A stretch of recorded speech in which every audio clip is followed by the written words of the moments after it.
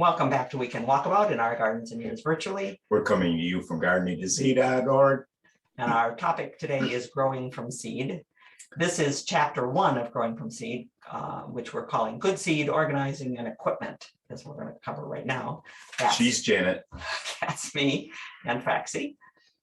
That's me. And that's Stephen. He does most of the pictures and I do most of the words, but we both go back and forth. We're utility players in this game. Yeah. With us today is our daughter, Sonia Nicola. If you were here for in our garden, you know that she's wearing snowshoes this time of year to keep from washing the soil. She's an excellent gardener, always has been since she was a little kid and told us to keep our hands off of her part of the garden.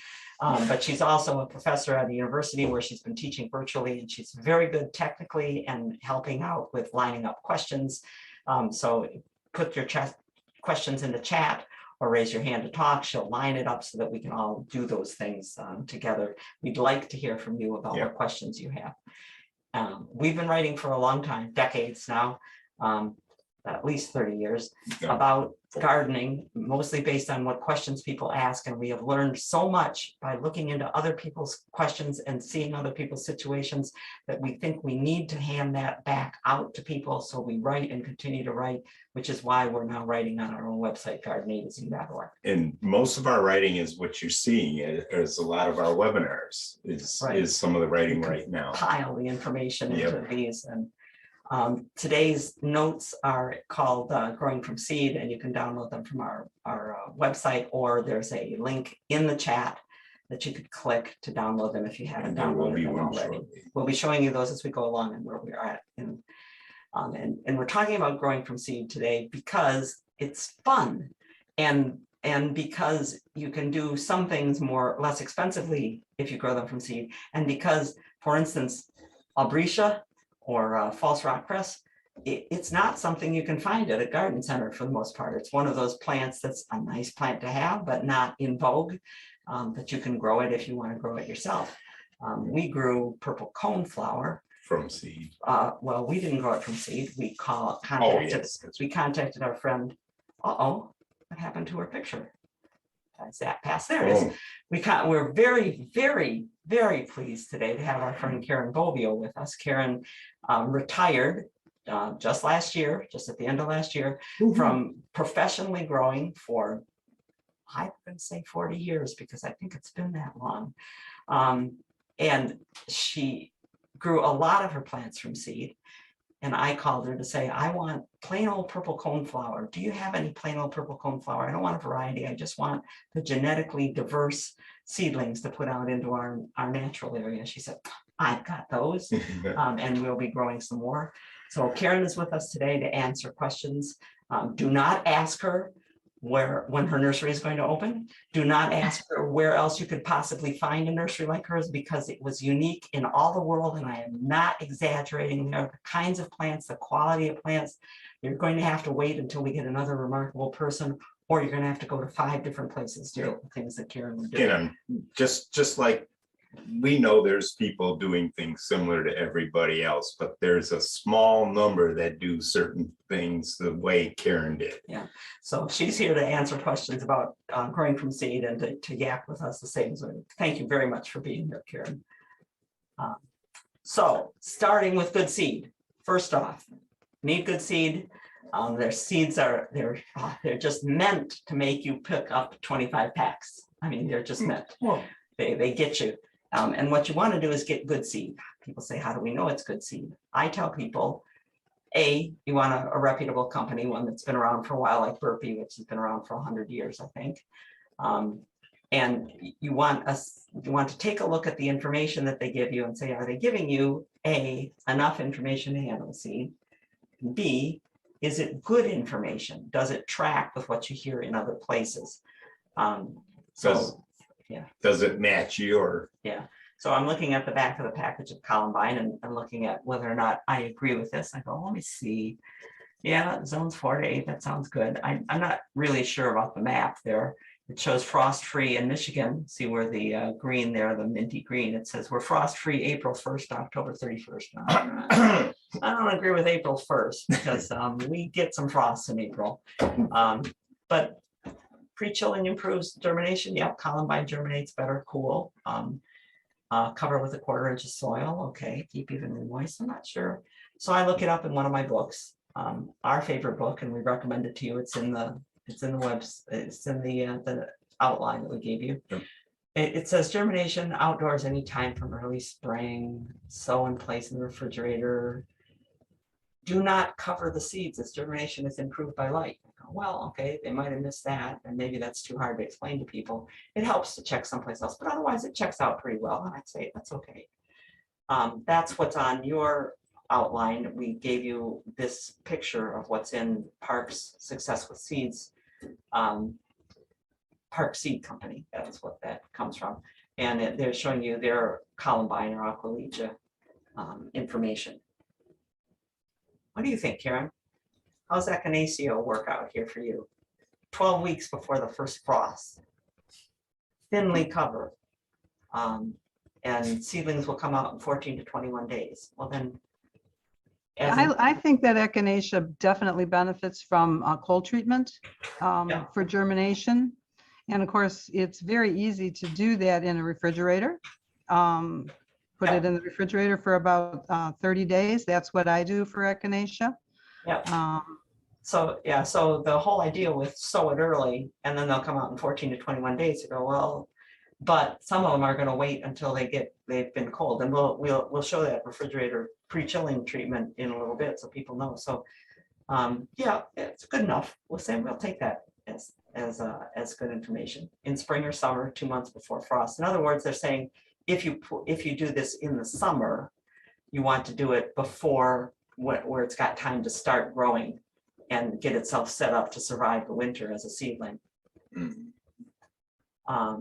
If it's your own seed that you collected, which is fun to do, which is great fun to do, and we can talk more about in the fall, it needs to be clean from healthy plants, because there are diseases that can travel in the seed. So you want healthy plants, and you need to store it cool and dry. So we collect, for instance, our own native genotype butterfly weed. We want our own stuff, and so we've collected seed from locally. The Island Recreation Area has some fabulous. Yeah, They've got for 30 reds years and they- yellows and oranges. They've been encouraging the native. So we clean the fluff off. We're only keeping the seed, not the beautiful downy stuff, just the seed stuff. And that can be a challenge. You'll have that white fluff everywhere. So a good method for doing that is inside of a paper bag. Another great reference for seed is the Prairie Moon Nursery catalog. Yeah. And they actually have a diagram in there of how to get those seeds out without having white fluff all over your house. And I use that method. It's the best. Isn't that cool? Thank you. Yeah, well, that's Inside why a she's paper here. bag. Yep, put your Any hand- of you native plant people, check out Prairie Moon Nursery. You can get their catalog, and there's a wealth of information on their website. It's a fantastic resource for growing from seed, particularly native plants. That's great. Great. And see here on lupin, that you can have fungal spores residing in pieces of debris like that from where the flowers have gone back on the lupin. You don't want to keep the seed hulls. When you break apart the head of an echinacea of a purple coneflower, you're going to get some chaff. This is from inside the seed packet, and you can see that there's some pieces of non-seed material.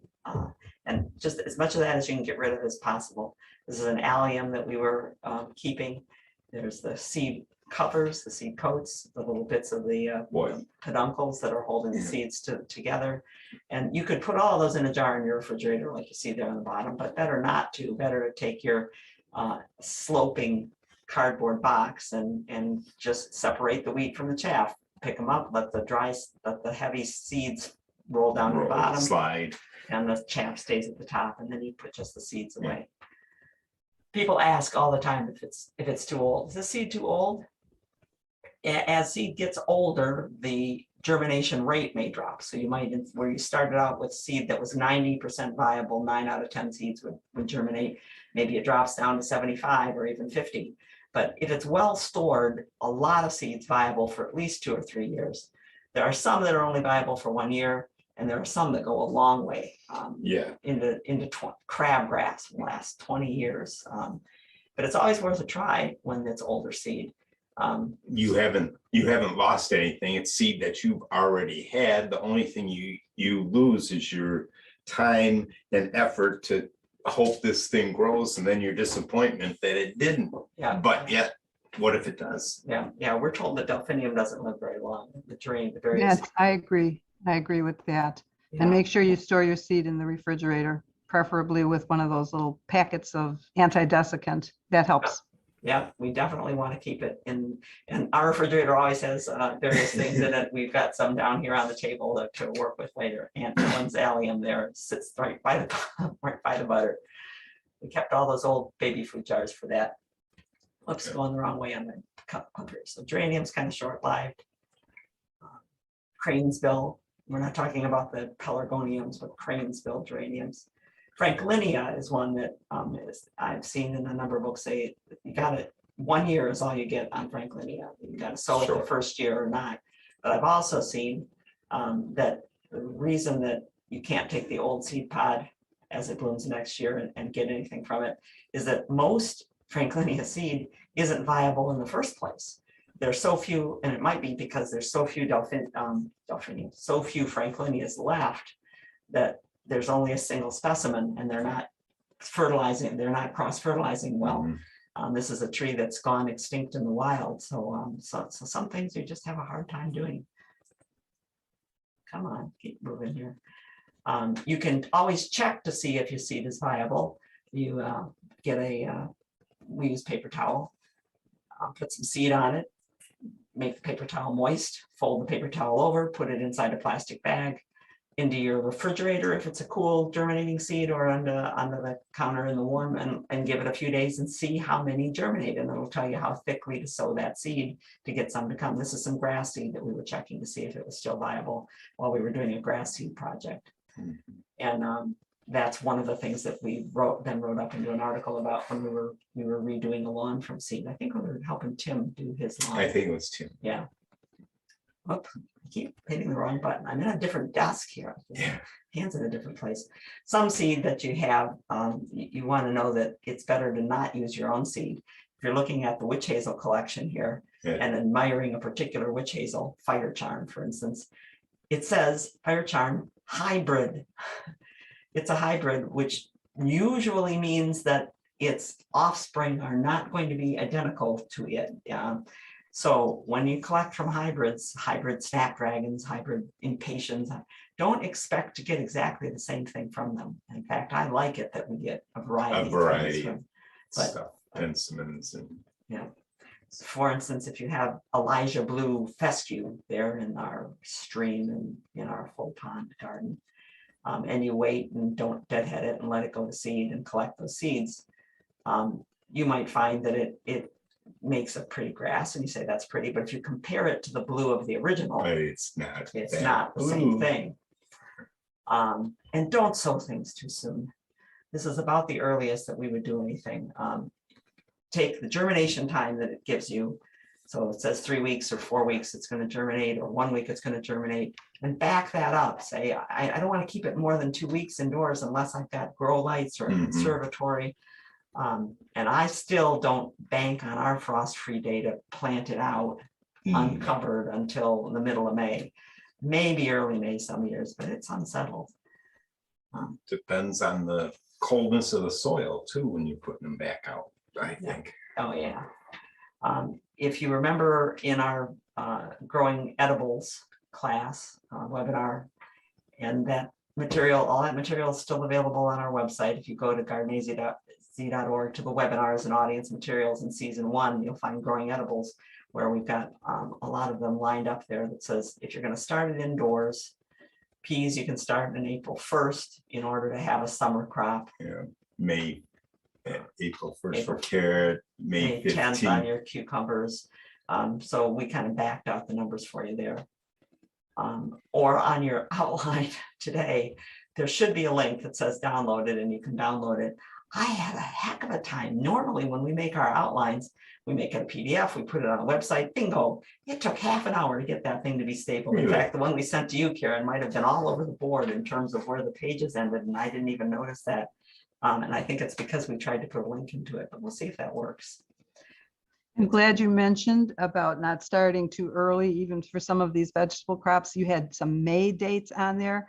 It's amazing how many people make the mistake of starting cucumbers and squash for all of those warm season plants. They start them in March, and basically it's a waste of time. Those plants, you noticed on that diagram, I don't know if you can go back to it or not, Janet, but there's very little difference in your indoor start date for some of these, like on the cuke and zucchini.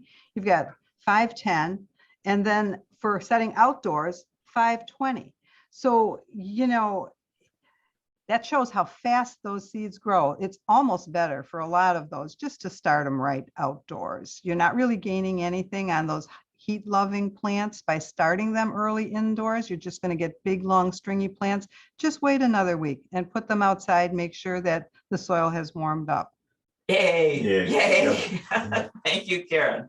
Beans the same way. There's just no sense in trying to grow. I see people want to buy bean plants at the garden center. Just wait until the end of May, put them in the ground. They will be so much happier, so much sturdier than a little bean plant that you bought in a pot that was started way too early.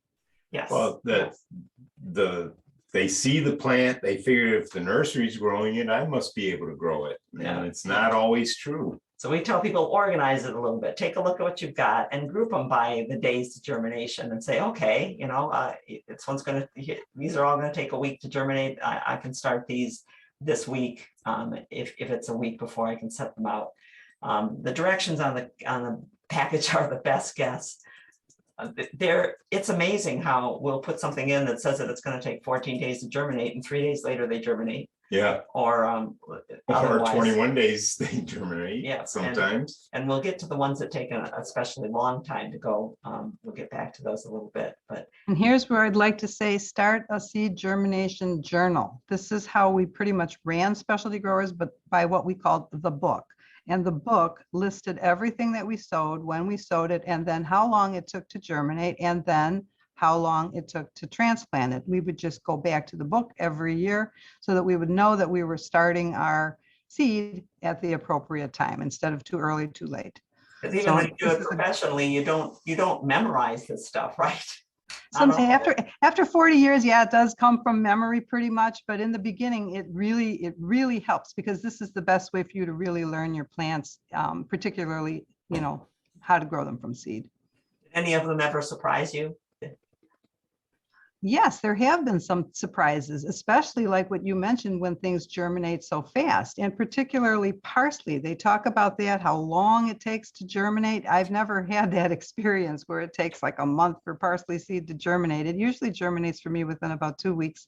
But then again, I am using bottom heat, which I'm sure you're going to talk about a little bit. Yeah. It is different. There's an old saying that I've read that parsley has to go twice back and forth to the devil before it germinates. So figure out what time you're going to get and set your seeds in the timing and use a journal, and then group them by what temperature and light they need. If they need warmth, you can deal with them in one group, and if they need cool soil in another. If they need light, it means you're not going to cover the seed. Organize this stuff, because you won't keep track of it any other way. So for instance, the Albrecia really wants to be sow it outdoors or sow it cool, because it likes to germinate in cooler temperatures, cool being 55 or so, cold being 40.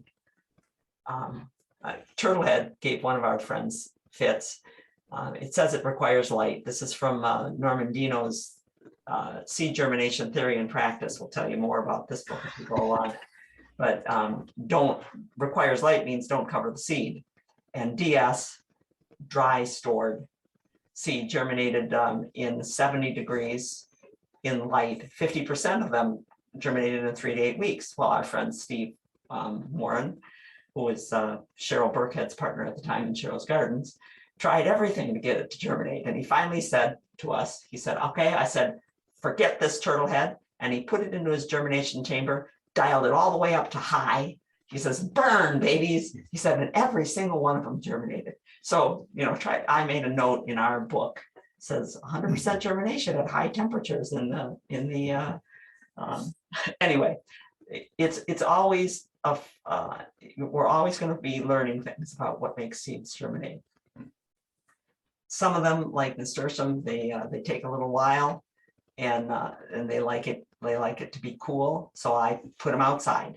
Sow them outside. It's easier to get them to germinate. Sometimes you need to do some extras to them to cause them.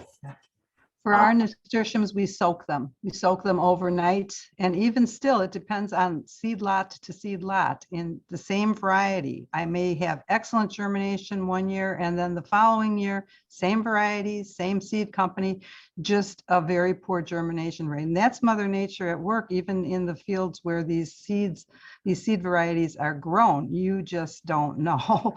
But an aid for germination on nasturtium also would be soaking the seed overnight. Yeah, and there's we have seen in several places in Norman Dino's book that a lot of seed is dead when you get it because it was stored wrong. Somebody stored it at too high a temperature, dry, for instance, and some of them it'll kill right away. If you're direct sowing, it's a good idea to have a marker that's weatherproof or something. Steve will tell you that every year I'll be out in the garden weeding and go, oh, I have some kind of marker here.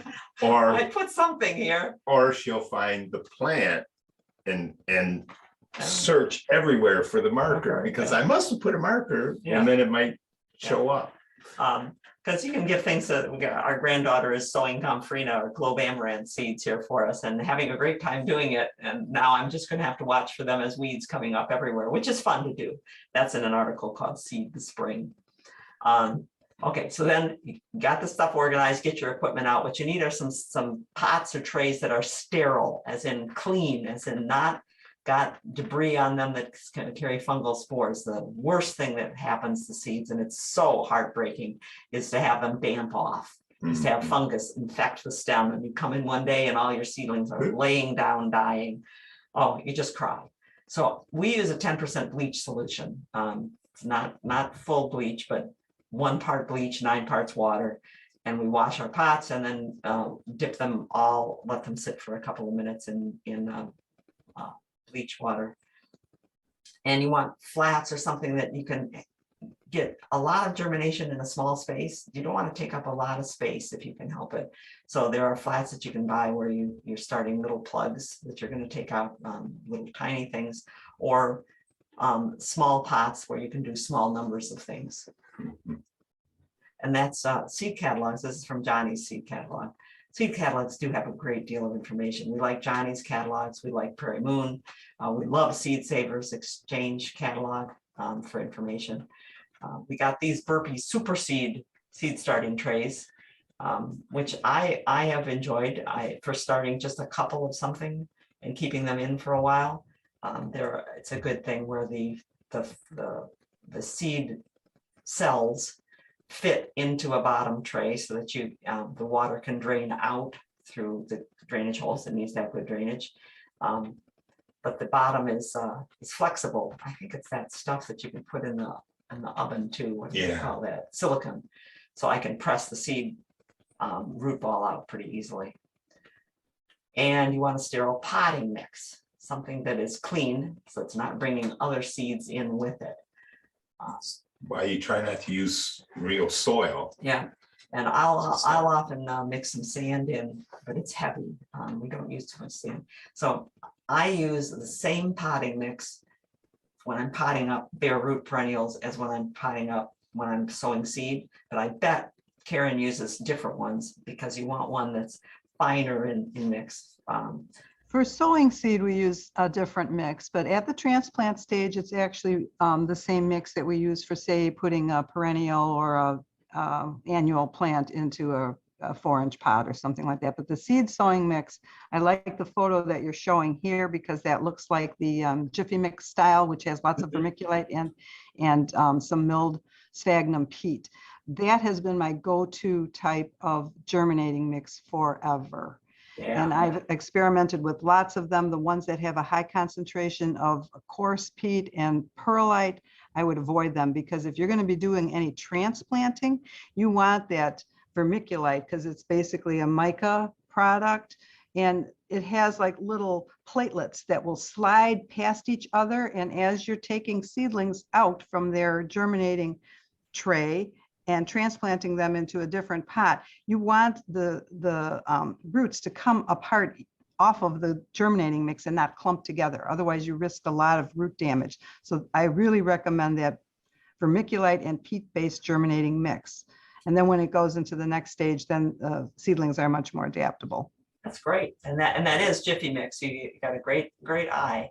I was doing cuttings there, so I was going to mix some sand in with it, because I will often do that to have a heavier mix to hold the cuttings up. But for seeds, yeah, and you don't want to lose the seeds in a coarse mix either. Whoops, keep going the wrong way today. You need some labels, and please remember that permanent marker is not permanent. It does. Use a pencil, use a China marker, but you need a label that you're going to reliably be able to tell what it says later on. Yep. And permanent marker in any kind of light at all, it fades away in no time, and there you are looking at a marker that's got nothing. You can't make it out. Yeah, and you want them to be clean too. This is at Steve was at the Betty Ford Alpine Garden this week, and these are their tags, and that's pencil we're looking at there. This Iris gramineae with date of sowing, DOS. And 1/27/20. 2. And I don't know what their others mean, but the 2022 is probably when they expect it to be. April. They think it's going to start out in April. It's out in the cold frame now. They sowed them and have kept them out in the cold frame after they went through the stratification, what the seeds needed, and now they're in a cold frame. And you notice their planting material is quite different than what Karen was talking about. Talking about rock plants, they're alpine plants. You might want to get a heat tape. If you have a cat, I found out if you have a heat tape, you won't grow plants. You'll have a cat laying on your plants all of the time. But a heat tape out in a cold frame is a cool thing to have. But something to make the soil, the bottom, warmer than the top. Because if you have cool air and a warm bottom, it's magic for getting plants to grow. And if your air in your room is 70 degrees, your soil is going to be a few degrees colder all the time. So you have to warm the bottom more than you warm the air. We found that the ballast, so the workings of a fluorescent light fixture, it's always warm up there, just like an old refrigerator. Some of the newer refrigerators, they're not giving off any warmth. They're too well insulated now, but it's warm up there, so we could put cuttings up there that didn't need light up there to keep warm above the light.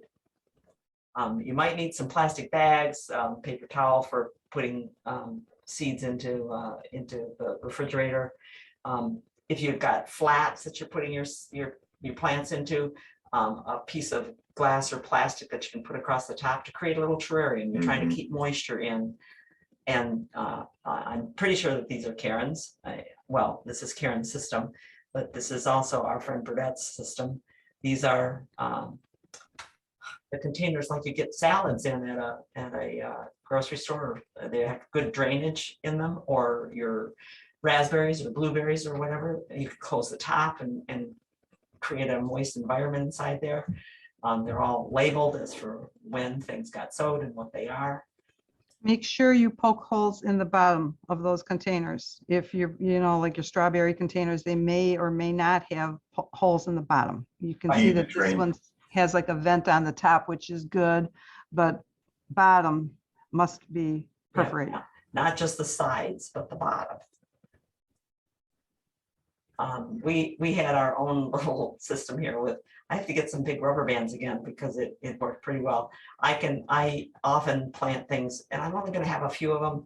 So I'll put 4 or 5 Dixie cups, which I've put holes in the bottom of the Dixie cups, and I'll use them as my planters. And they fit very nicely in these little refrigerator food containers. And I can put one on top of the other and keep a little terrarium that way too. And some kind of spray bottle, so that you can keep things moist, because you need to keep them moist. See this bean that's germinating, see the brown on the radical on that first root that came out? That's because it dried out at some point. And now that's going to be a weak spot in what's the main and irreplaceable root. You don't want them to dry out when they're germinating, when they're starting to sprout. So, and you don't want to knock little tiny seeds right out of the place you put them in the soil with a hard spray or a pouring water on them. A mist is going to keep them misted. So what questions do you have about the equipment that you need and organizing your seed to start? Got questions? Yeah, actually one that just came up about heat tape. I'm just Googling, you could probably find that at just like a Home Depot sort of situation. I have not looked for it locally. I always bought mine from the catalog, Parks, BURPEEs. Okay, so germination specific stuff, not like the stuff that you use to keep your pipes from freezing in the plumbing aisle. It probably is, but the ones that we had a little thermostat on them or regulator so that they were only heating to just over 70 degrees and then shutting themselves off. Yeah, the stuff that I'm seeing is definitely for keeping, ice dams off the roof. So that's probably not probably not the fineness that we need for seed starting. Right, and it may not be warm enough. I mean, that's like a stock pond heater. All it has to do is keep it just above freezing. Yeah. Okay, excellent. So some questions that we have.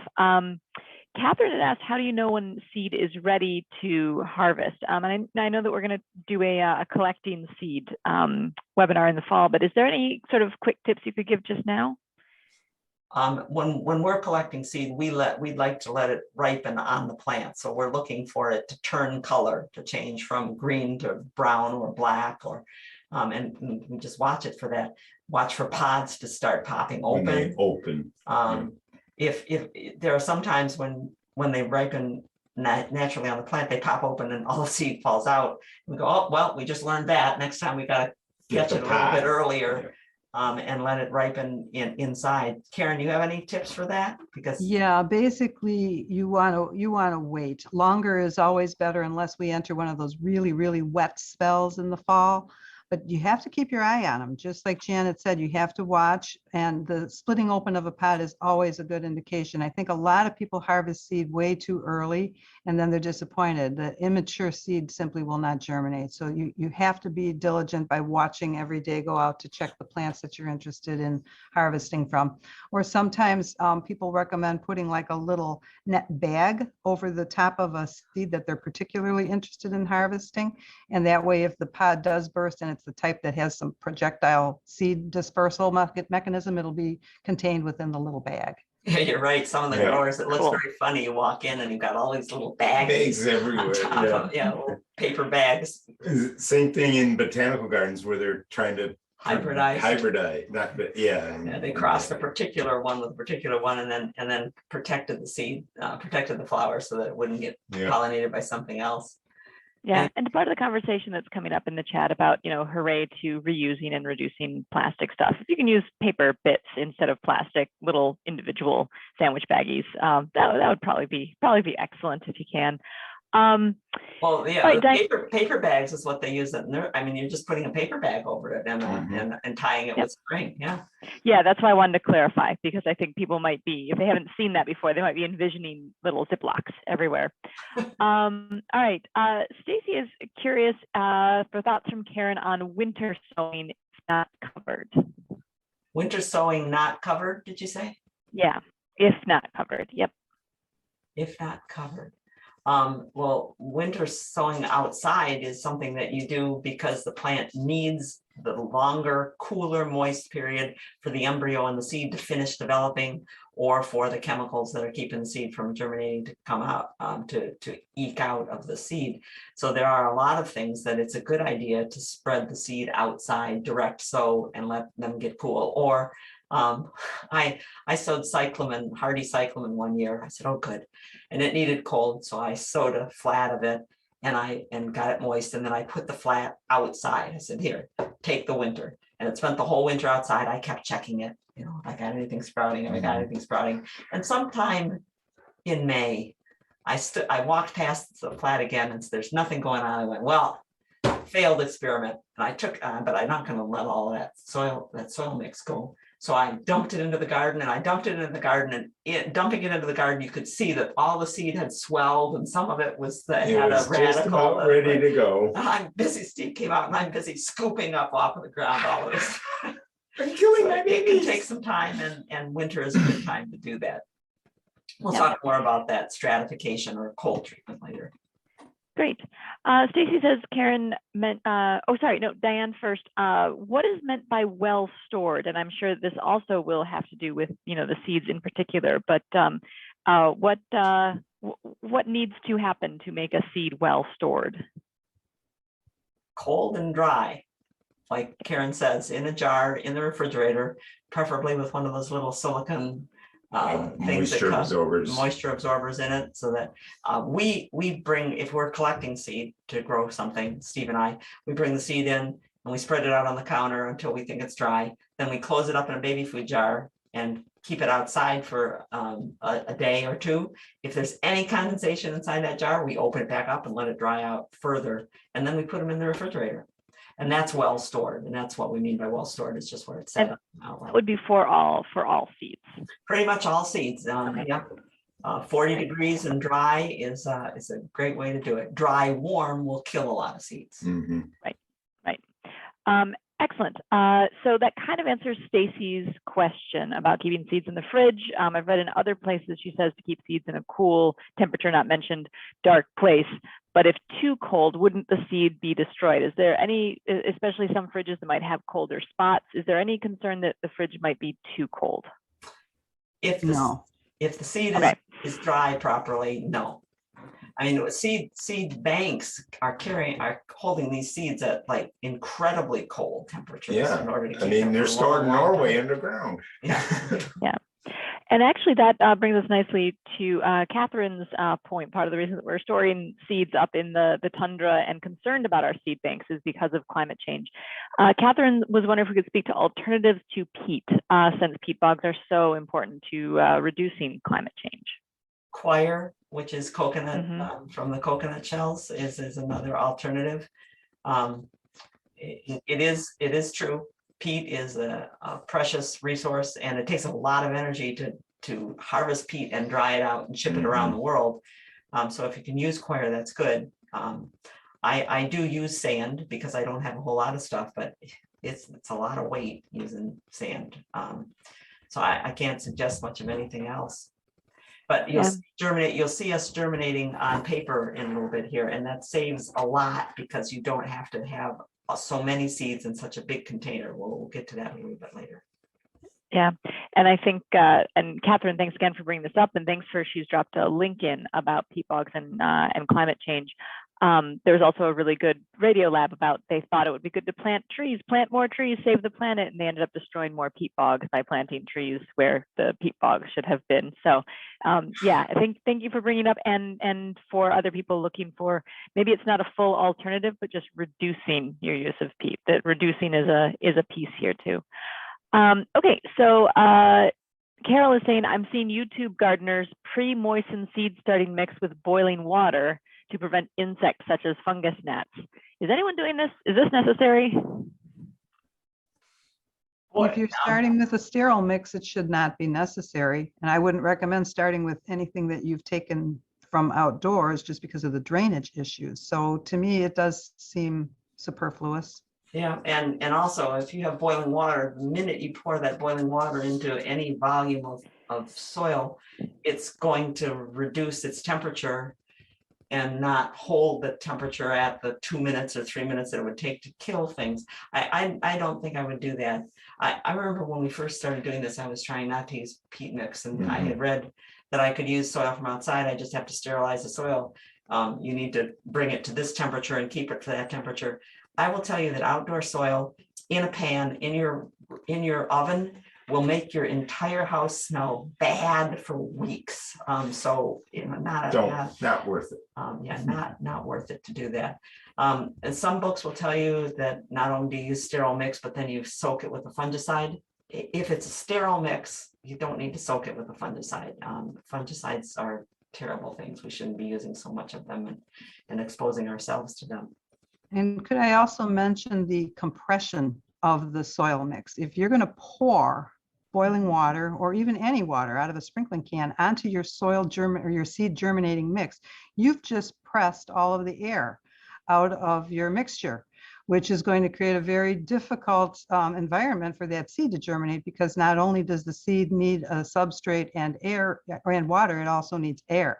So that we're very, very careful in our watering of our seed trays, because we don't want to compress the soil. Same principle that Janet started with today, just like being out in the garden. You don't want to compress it, and that heavy weight will compress. Yep. And then just one quick one from Jean about what temp should my heat mat be at, and that's going to vary based on what the particular plant, how warm it wants to be, right? That's right. That's right. It'll tell you warm soil or cool soil, and the cool soil, they'll be telling you to sow it outside or sow it in cool or cool soil helps. And then it's 55 degrees is cool, 70 degrees and up is warm. Some of them it'll say very warm, 70 up to 80 degrees. I don't think there's anything that really needs it warmer than that. Okay, great. All right, thanks everyone. Let's move on. So we'll call that chapter 1 of Growing from Seed, and we'll move on to chapter 2, which is handling seed, both easy seed and not easy seed. We're still gardenatz.org. I'm still Janet. I'm still Stephen. And we're going to break up our recording here.